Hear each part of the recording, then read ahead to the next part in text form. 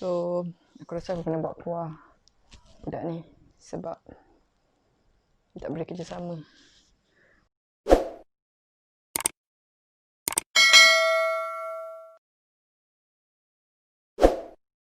Okay, so sekali lagi Assalamualaikum untuk this first video. So dalam video yang first ni aku akan cakap 3 things, 3 benda, which is first thing is what's going to be in the next video under this channel, and also kenapa aku tiba-tiba up video di YouTube, which is bukan my thing sebenarnya, and plus dengan aku punya busy kerja hakiki yang busy. So yep, that's the first thing yang aku akan talk about. And then second thing ialah aku akan menjawab paling famous yang aku dapat every time first time orang tahu aku boleh kucing yang quite ramai. And the third thing is satu tips lah yang aku akan bagi untuk so called beginner untuk detect macam mana nak detect kucing korang sakit. So it's a very general one because ramai yang tak tahu and then claim kucing mati tiba-tiba. So the first thing is first thing tadi aku nak cakap pasal what's going to be in the next video. So this channel aku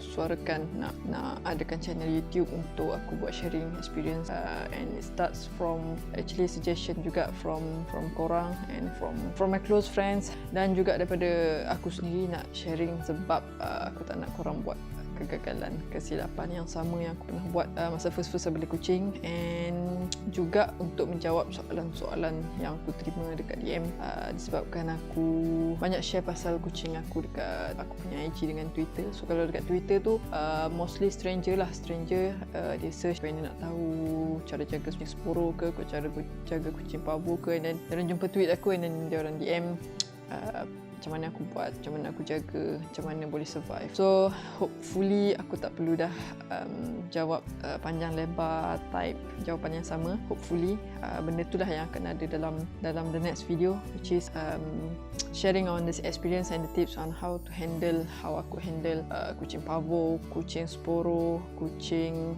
batu karang, kucing FIP. This one very challenging and tak dapat diselamatkan lah FIP.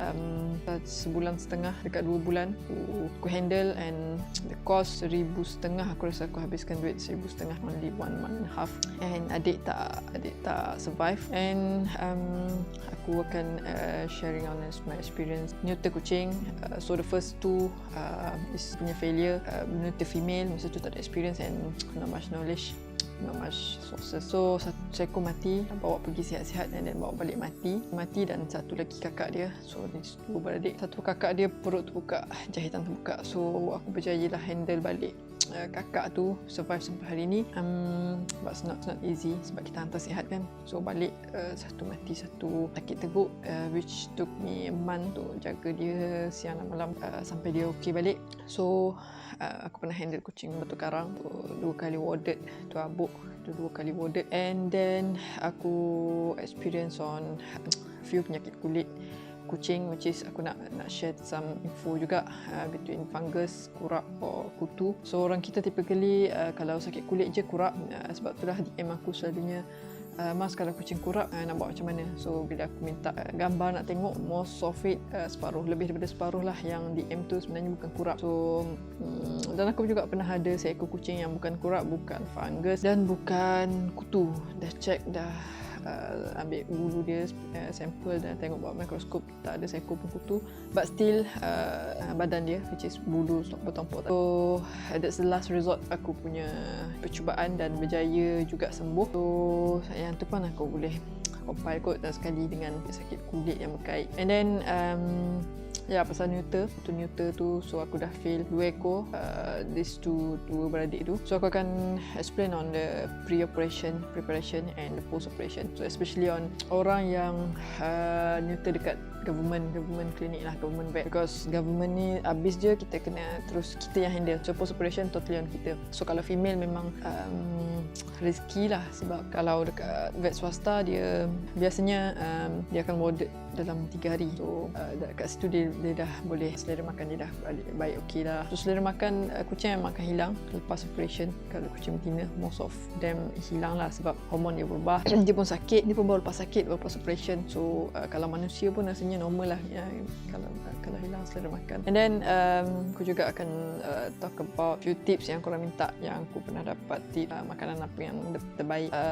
supplement on ada yang juga yang tanya pasal kucing apa yang terbaik. Ada juga yang tanya tip bulu kucing gebu. Aku tak rasa dah kucing aku gebu, but okey lah, ramai yang cakap, yang minta juga tips susu. So aku bagilah apa yang aku bagi dekat kucing aku. And then the second thing is the most famous question bila aku kenal orang and orang tu kenal aku, bila kucing ramai. So today, hari video ni di record, aku punya kucing ada 18 ekor, semuanya adopted, semuanya dah neuter, tinggal lagi dua saja male. So it's not that critical lah. Male plannya di hari ni, weekend ni aku akan settlekan semua. So 18 ekor, and aku juga neuter yang stray supaya dia tak terus beranak and then anaknya mati dan maknya beranak lagi. So that's not bukan kitaran yang sihat lah. Okay, so 18 ekor I can say anak kandung yang boleh cook, nafkah, and then 5-6 ekor stray cat. So can just address 20 ekor lah, 20 ekor under my tanggungan.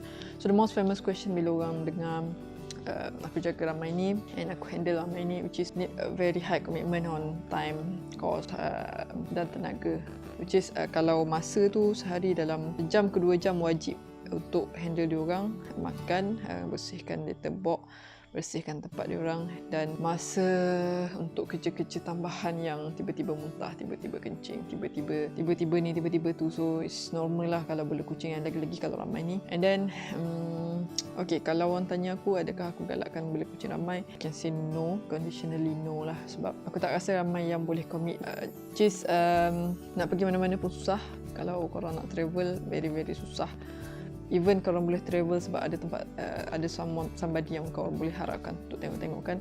Kalau macam aku pagi untuk travel tu, the morning preparation dia took about 2 hours needed, and then balik nanti pun 2 hours juga aku boleh cakap diperlukan untuk kemas balik semua benda, set up semua benda back to routine diorang. And then okay, so the question is berapa kos yang aku habiskan sebulan untuk diorang and sampai bila aku nak macam ni. So the cost roughly kibbles diorang satu bag 15 kg tu RM170, RM165. So yang tu just tahan 20 hari sahaja untuk bilangan mereka ni.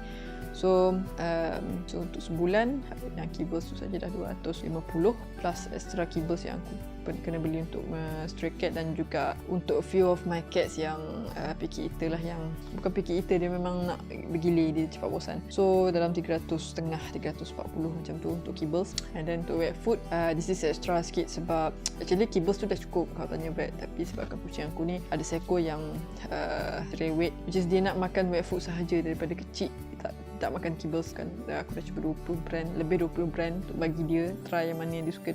Semua dia tak makan. So disebabkan dia wet food, aku terpaksa bagi 2 kali sehari.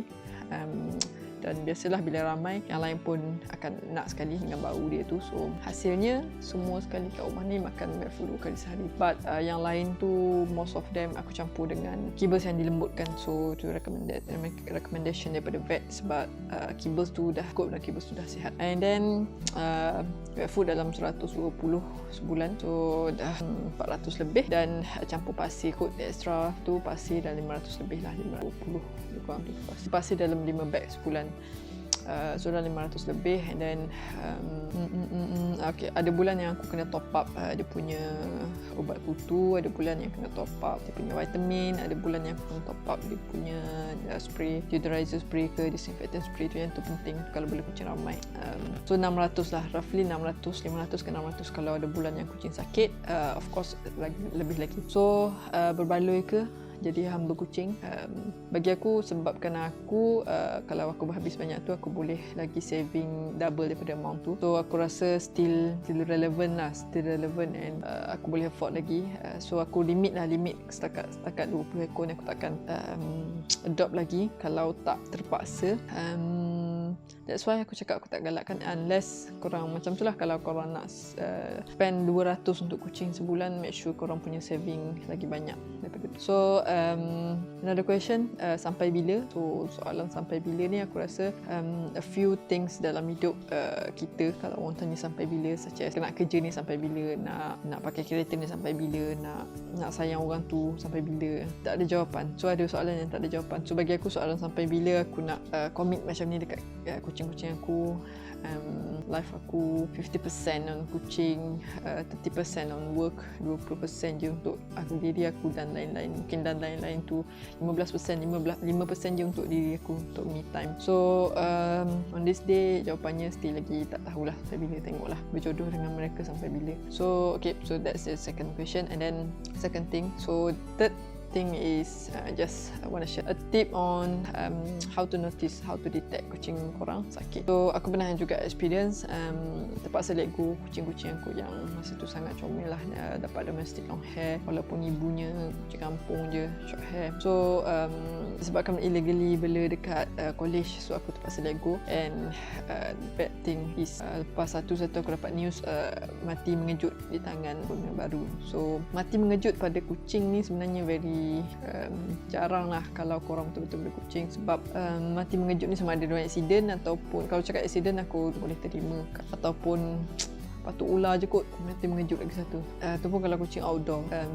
But kalau normal fisiologi kucing, kalau dia sakit dia mesti hilang selera makan. So first thing first is hilang selera makan. So korang kena watch out dan korang kena alert, korang kena monitor lah. Bukanlah monitor yang everyday kena monitor, but kita boleh tahu kan, but kucing ada jadual makan dia. So kalau hari ni petang dia tak makan, dah something wrong. Kalau hari-hari petang dia makan, pagi dia makan, petang dia tak makan, something wrong. So kalau pujuk malam pun tak makan, okay, dia demam lah tu, dia demam atau dia sakit, ataupun esok pun tak makan pagi, mesti take an action lah. Either bawa pergi vet, ataupun kalau katakan hari tu vet cuti, ataupun hari tu korang tak ada transport, esok vet cuti. So please find solution untuk bagi dia makan, at least bagi dia makan. So that's why kalau kucing sakit, force feed tu wajib kalau kucing yang tak nak makan, macam pavo, sebab dia orang dah hilang selera makan. So that's why ada makanan-makanan yang untuk recovery, untuk RC recovery tu, untuk yang AD recovery. So yang tu boleh masuk shrink, boleh bagi force feed. But kalau kucing yang early phase tak nak makan, just cari makanan yang, kalau kucing tu jarang korang bagi wet food dan memang dia suka wet food, cari je wet food yang mahal sikit lah, senang cakap. So biasanya dia akan, bau dia akan lagi kuat dan lagi tarik perhatian kucing, asalkan dapat masuk dalam perut dia. Kalau dia memang korang suka bagi treat ayam rebus, so bagi ayam rebus. Kalau kucing aku dia tak pandang pun kalau ayam rebus. So kalau wet food lah, wet food AD, wet food RC recover, atau wet food Tommy yang aku baru discovered few weeks ago. Tommy punya wet food tu ada satu jenis yang bukan yang posh punya, nanti aku attach dia punya gambar. So yang tu pun boleh masuk shrink juga, and affordable lah, yang satu RM3, kalau AD satu RM12. So tu antara benda yang first yang korang kena buat. Pastikan dia makan, pastikan ada makanan yang masuk. Itu akan bantu dia punya recovery and bantu dia bertahan kalau tunggu masa untuk korang pergi vet. And another thing is multivitamin. So make sure korang ada spare multivitamin kat rumah. So aku pernah try Gymcat, aku pernah try Rich Choice. Aku ada satu vitamin yang dekat vet yang memang kucing suka gila, and biasanya lepas makan sekali atau 2 kali je, sharing 1 ml je, sekali atau 2 kali memang dah okey balik dah selera makan. So that's why aku buat eksperimen, beli yang Rich Choice, yang aku beli yang Gymcat. But last kali aku beli yang NutriPlus. So this is one I recommend, the vet recommended, and also the main thing yang korang kena ada before tengok video-video aku yang lepas ni. Sebab untuk Pavo pun aku pakai, untuk Sporo pun aku pakai, untuk sakit kulit pun aku pakai, untuk sesama pun aku pakai, dan untuk neuter selepas post operation neuter pun aku pakai. So the main thing korang kena ada kot kalau nak beli kucing. So cukup kot 3 benda aku cover, which is the overview, the question, and also the tip, the first tip korang. So and kalau korang ada suggestion atau request topik-topik lain yang aku boleh cuba share atau explain atau jawab, tapi aku tengok jugalah aku boleh jawab ke tak, aku ada knowledge ke tak on that, and aku mampu elaborate ke tak. So kalau sesuai, insyaAllah aku akan cuba, aku akan pick up the topic. So just drop the comment kalau ada suggestion, and thanks for the support. Do share this video kalau korang dapat input atau info yang berguna, and atau ada member kawan-kawan yang juga cat owner atau beginner cat owner. So disclaimer, semua benda yang aku share dan akan share my only experience plus sedikit knowledge lah daripada web yang aku dapat daripada pembacaan aku dan sebagainya. So thanks again and see you on the next video. Bye bye.